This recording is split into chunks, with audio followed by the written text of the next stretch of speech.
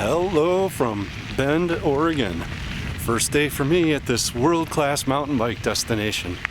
Well, I've already been thrown a little bit of a curveball today. I had some trail systems mapped out months ago that I wanted to try, but when I got there, the trails are all closed because there are wildfires in the area.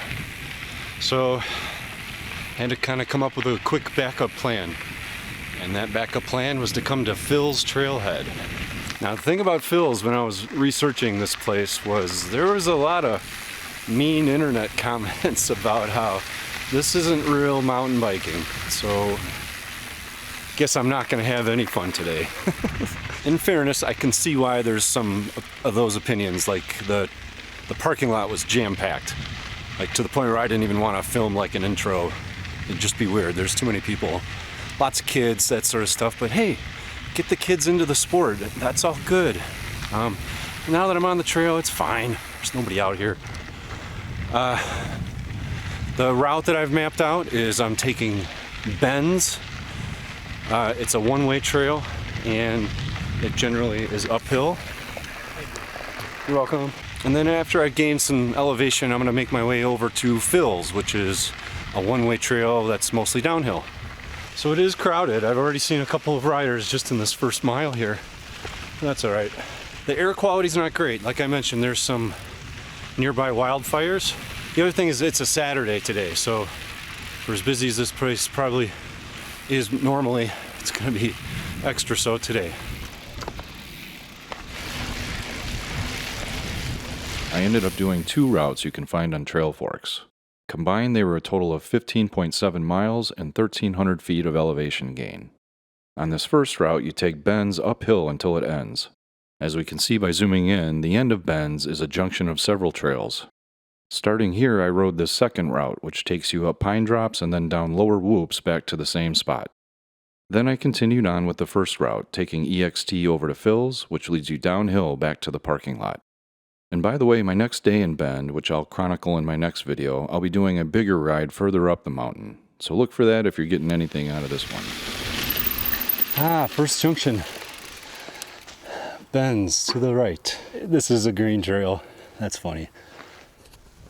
Wow, look at how wonderfully reddish brown this shrub is. It looks like it's ericaceous just from the leaves, meaning in the blueberry family, but there's something in my brain that's clicking on.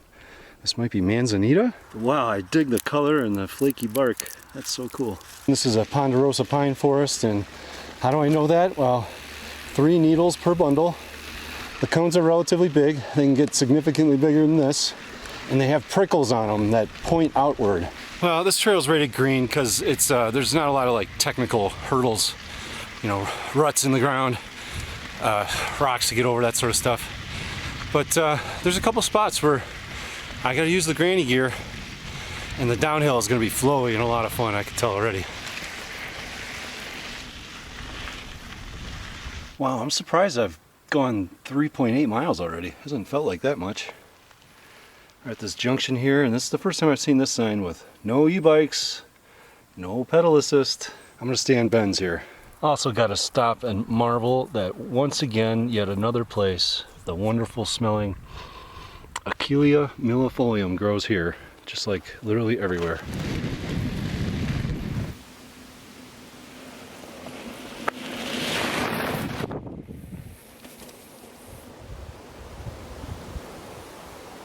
There's one aspect of the trail signs that I'm understanding now, and I just want to make clear from my comment earlier.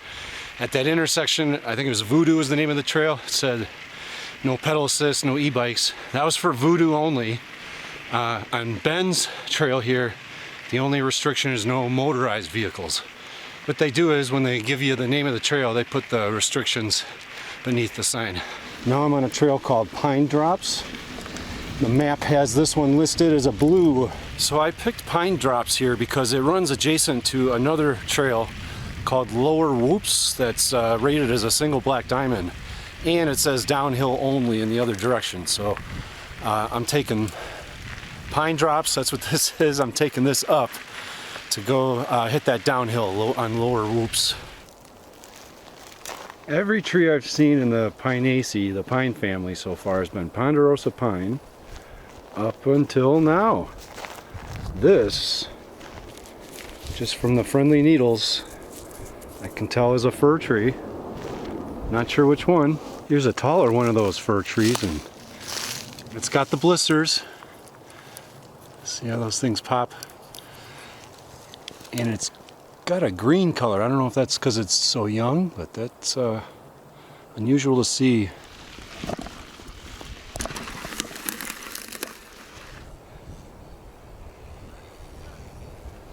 Yeah, that's the lower whoops, I guess. Looks like it has some jumps.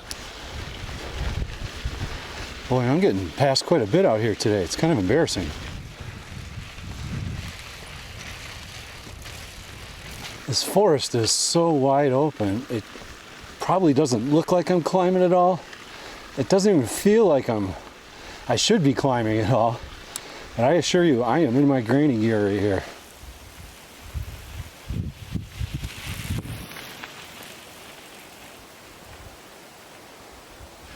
See, here's another fir tree, and they're all small like that. There's no adult ones out here. I wonder if maybe the Forest Management Service maybe cleared out some of the Ponderosa pines, made this more open, and then this fir is just maybe a pioneer species, and it's just getting started. Maybe they just mowed all these woods down just a few years ago or something. All right, we made it. Time to change the suspension to downhill.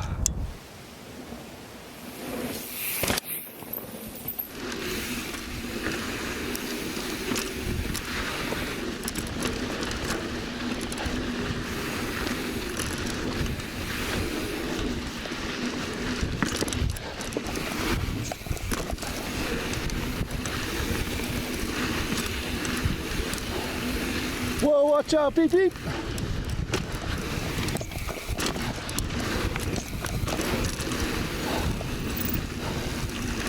Oh man, I gotta take a little break. I almost flattened that poor chipmunk. I have the feeling this whole run is just jumps and berms. I wasn't ready for terrain park-ish conditions today, but as best as I can, I'm gonna send it.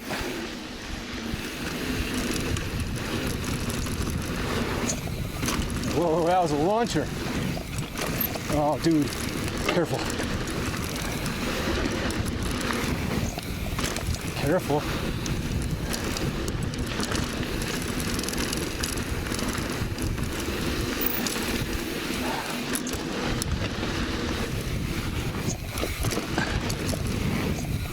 Oh, wow.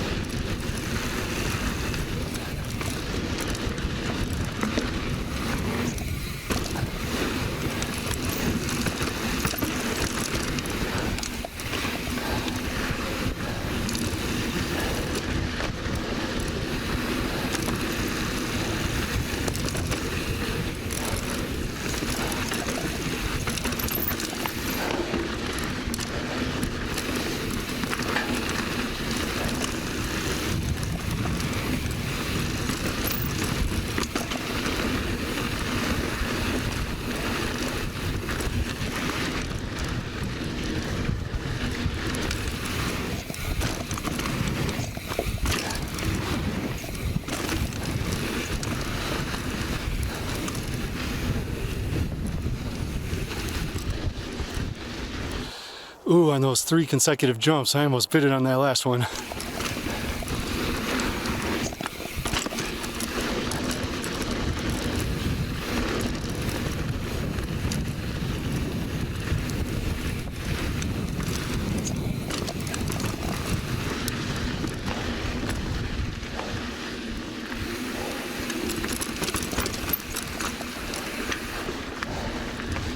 What's going on here?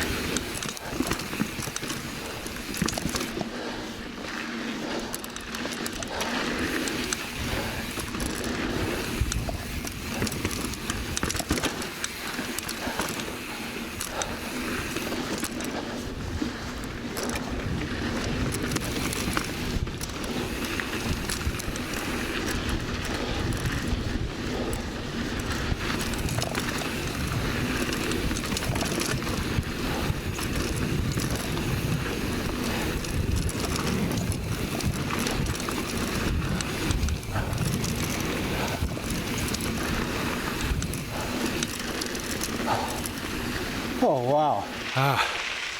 I thought I hit it pretty good for a first timer. I gotta I'm gonna critique myself. Keep speed, keep as much speed as you can, and let the jumps just launch you. I got myself into trouble by jumping a little bit. But also it was kind of hard to go too fast because the ground was kind of kitty litter-ish in spots. At least it looked like it might be. I didn't want to take the chance. But boy, if you could memorize that trail where all the jumps and turns and everything are, you could have a lot of fun.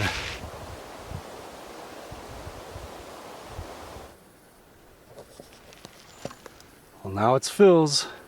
Should be mostly downhill, pretty easy, all the way back to the parking lot.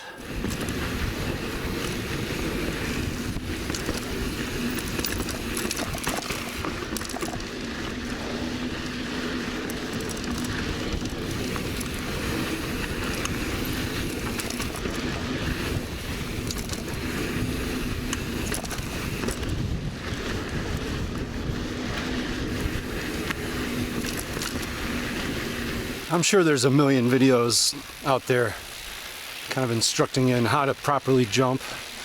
I look at it pretty simply. I assess the jump on the approach. If the jump is gonna send you upward, then what I like to do is I kind of also am upward. I'm like straight up and down as it's launching me. And I'm pulling the front of the bike up with me as I'm kind of going straight up. and then with the jumps that are kind of like drops, with those what I'm doing is I'm kind of throwing the bike forward. So again, like a tabletop where it's launching you upward, I'm pulling the bike up, and then for a drop, I'm pushing or throwing the bike forward, I should say. That's my 101 on how to jump poorly. Oh, and also, as you're approaching the jump, don't try and turn. Keep your jump in a straight line. Do your turning before and after.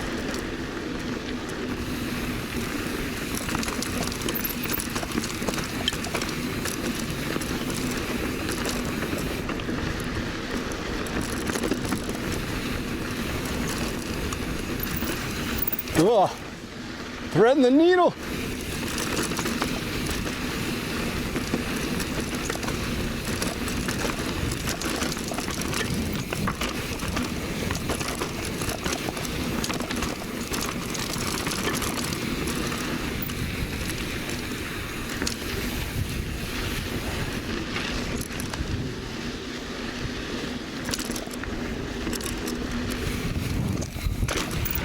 Well, odd tree placement, odd jump placement. It's not the tree's fault.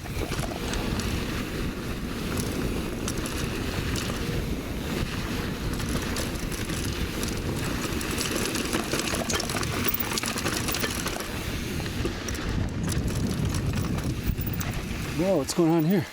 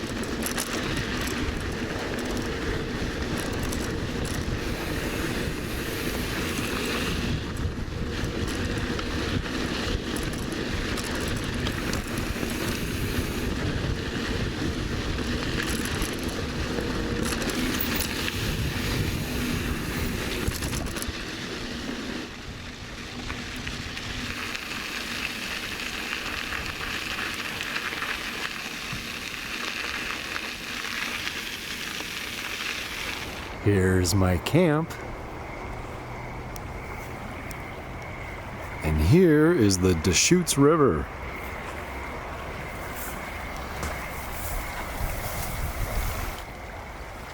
Ooh, is that cold?